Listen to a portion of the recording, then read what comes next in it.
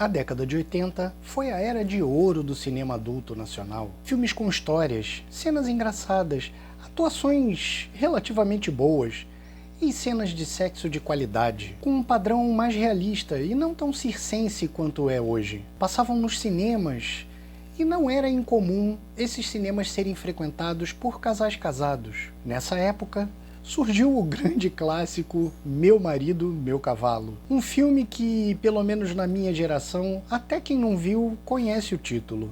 Eu vi. Eu vou dar spoiler e vou usar esse filme para ilustrar uma nova forma das minhas sobrinhas enxergarem os seus machos de estimação. Escuta o tio.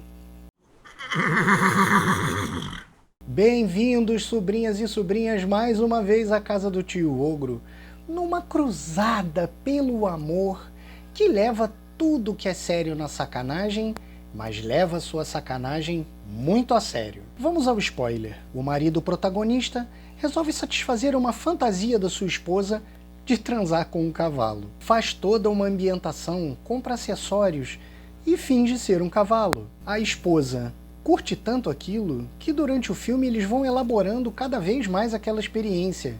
Cada vez mais ambientação, cada vez mais acessórios, convidados. Aquilo vai tomando conta da vida dos dois, de modo que no final do filme, ela quer a companhia do marido. E não tem mais.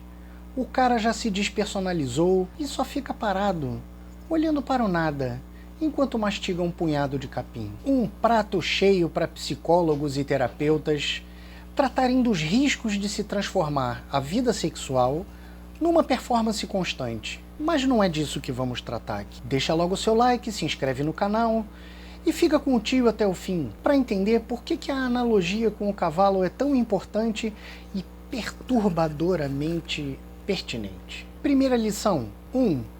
Sua Majestade, o homem. Sobrinha, achar que você pode ter um macho de estimação só para você, sem render nenhuma reverência ao imponente animal de seu afeto, é ingenuidade. Sem isso, você vai precisar gastar muita energia com manipulação. E o máximo que você vai conseguir com isso é manter um homem infeliz ao seu lado, sempre no limite de perdê-lo. E via de regra, você vai perder mesmo. Ou vai ter um completo frouxo ao seu lado. Ou não vai ter nenhum. Entendo a confusão do momento histórico. A mulher está em franco processo de emancipação da dominação masculina ancestral. E muitas delas estão muito revoltadas. Fácil de entender o porquê, já que os maiores símbolos da reverência masculina à mulher ainda são os assovios e comentários que ela ouve quando passa na frente de um canteiro de obras em plena atividade. A revolta de muitas mulheres fazem com que elas prefiram usar no cara um cintaralho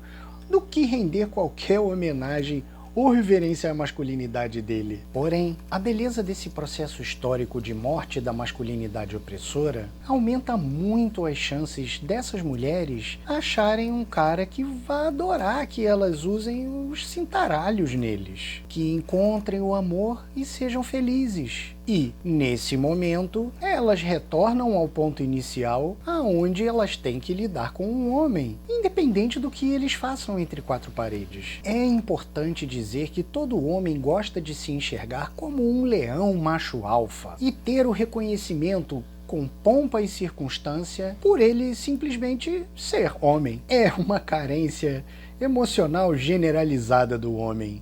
E ele quer isso da parceira, da mulher que ele ama. Deixar ele pensar que manda é uma parte muito importante dessa reverência ao seu macho de estimação. E ninguém precisa ensinar isso às mulheres, elas naturalmente já são muito habilidosas nisso. Mas tirando esse detalhe, como dar isso ao homem sem retornar à ancestral posição secundária na sociedade que a mulher sempre teve? Não se esqueçam que nada supera a majestade do seu like, da sua inscrição e do seu comentário. Eu quero de verdade saber o que vocês estão pensando. Quanto mais interação de vocês, mais fundo eu vou nessas questõezinhas que ninguém mais quer falar. Sem falar que isso aqui é um trabalho.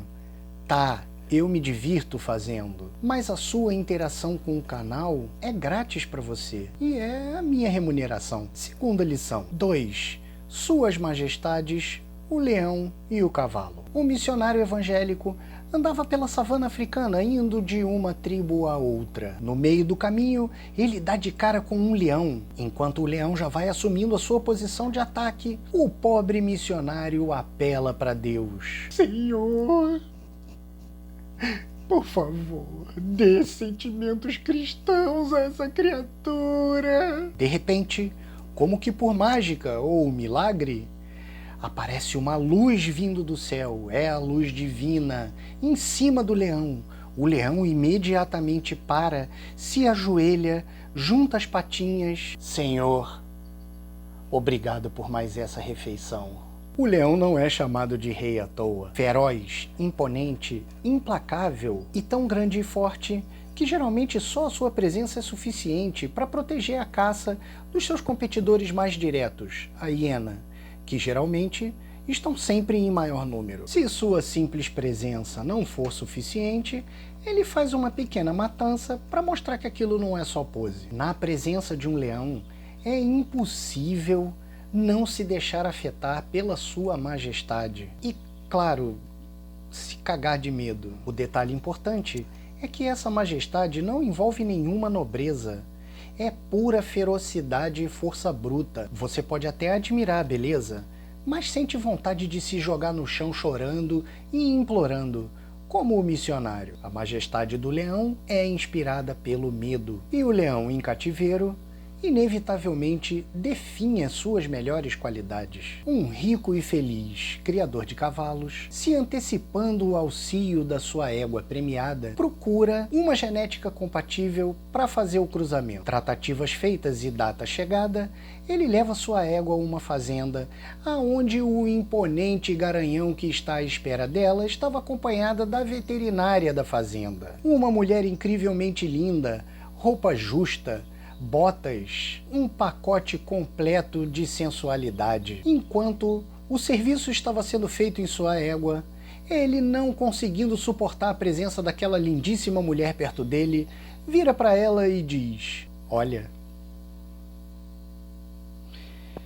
tá me dando vontade de fazer a mesma coisa que esse cavalo, sabia? A veterinária, muito profissional, responde ao cara: bom, fica à vontade, a égua é sua mesmo. O cavalo, também uma das criaturas mais majestosas conhecidas pelo homem, inspira sua majestade não pelo medo, mas pelo conjunto de tamanho, força bruta, velocidade, tudo isso harmonizado com uma estética extremamente elegante, inspiradoramente graciosa e nobre, ao mesmo tempo forte e viril. Tudo isso somado a uma aptidão cognitiva para a interação com humanos que só é comparável à de cães e gatos. Na presença de um cavalo, você pode até sentir algum medo, mas você não tem aquela certeza de que a sua vida depende única e exclusivamente da vontade dele te assassinar ou não. Você pode se emocionar e se inspirar com toda aquela majestade, não só sem o medo de ser assassinado por ele, mas como você também pode montar nele. Entendeu? E o cavalo em cativeiro apura as suas melhores qualidades. E isso nos leva à terceira lição. 3.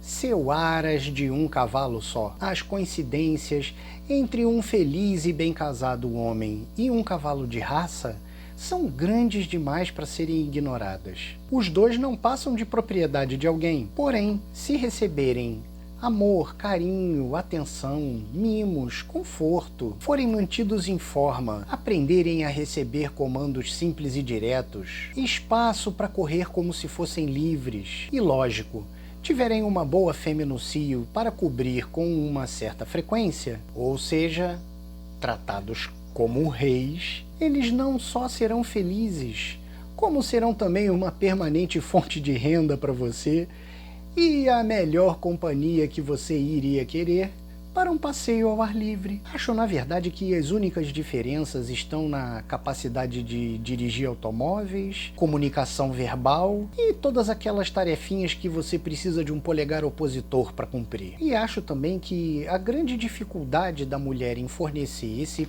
pacote de benesses ao seu macho é a parte dos comandos simples e diretos. A mulher geralmente tem sempre 5 ou 6 coisas sendo resolvidas ao mesmo tempo na sua cabeça, o que significa que raramente ela diz uma frase que se refere a um assunto só. Geralmente cada frase se refere a 2 ou 3 coisas. O resto, naturalmente, ela tem de sobra. Você chegou até aqui comigo.